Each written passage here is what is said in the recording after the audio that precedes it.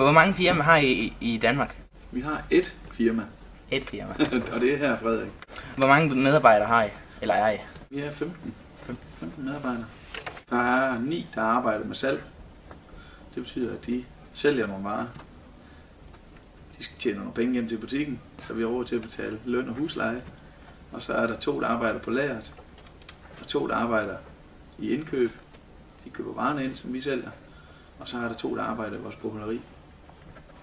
Hvor længe har Edidata eksisteret? I oktober måned 2002. Hvorfor startede I? Det gjorde jeg, fordi jeg godt kunne tænke mig at arbejde på en sjov arbejdsplads. Og for mig så var en forudsætning for, at man kunne tjene nogle penge, det var også, at man havde det sjovt. Og det synes jeg ikke, jeg havde der, hvor jeg arbejdede før. Så sammen med en tidligere kollega, så blev vi faktisk enige om at starte firmaet sammen. Og der var temaet, at vi skulle have det sjovt, og vi skulle tjene penge. Hvad sælger I? Al IT, hardware og software. Hvad er omsætningen? Sidste år var den 88 millioner, og i år regner vi med, at den bliver omkring 125 millioner kroner.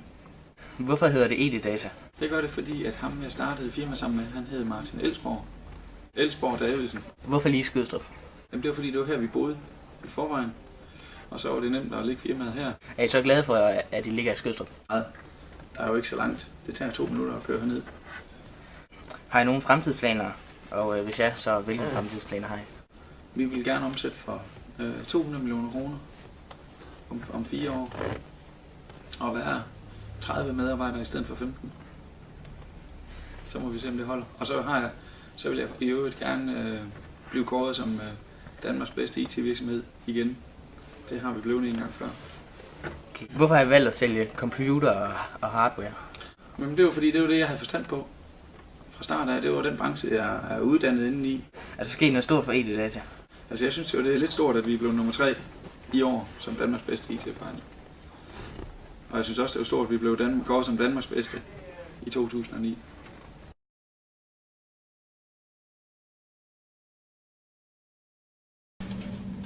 Ja.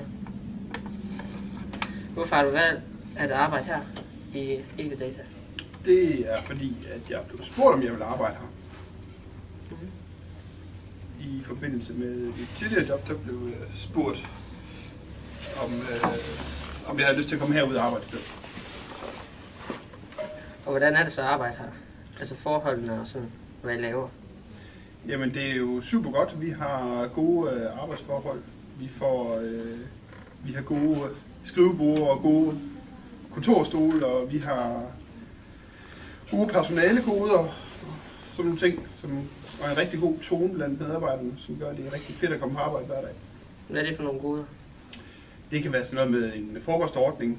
Det kan være sådan noget med nogle fede computere, som vi sidder og arbejder på. Det kan være nogle gode mobiltelefoner, som vi har arbejdet med. Det gør det er super godt at arbejde her. Ja, og hvilke fordele og sådan noget ulemper er der ved at arbejde her i Edidata? Fordelen ved at være ved Edidata er jo, at den enkelte medarbejder er i fokus, og vi gør rigtig meget for hinanden og for at skabe et godt arbejdsmiljø. Og så er det også en fordel, det er et lille firma, så vi har en meget flad struktur i virksomheden. Og så er det nemt at få beslutninger hurtigt truffet, når vi skal reagere i markedet. Ulempen er at det er et lille firma. Samtidig har vi ikke den samme gennemslagskraft i markedet, som vores store konkurrenter har. Så der er både fordele og ulemper ved et lille firma. Ja, sådan, hvor mange timer arbejder I om ugen?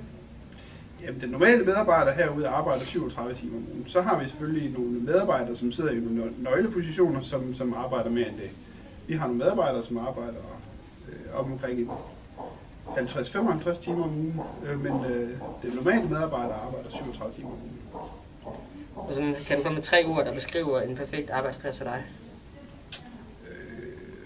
3 ord. Dynamisk, fleksibel og effektiv. Hvad synes du, Edidata har de 3 ord? Så absolut. Godt. Det var det, vi havde.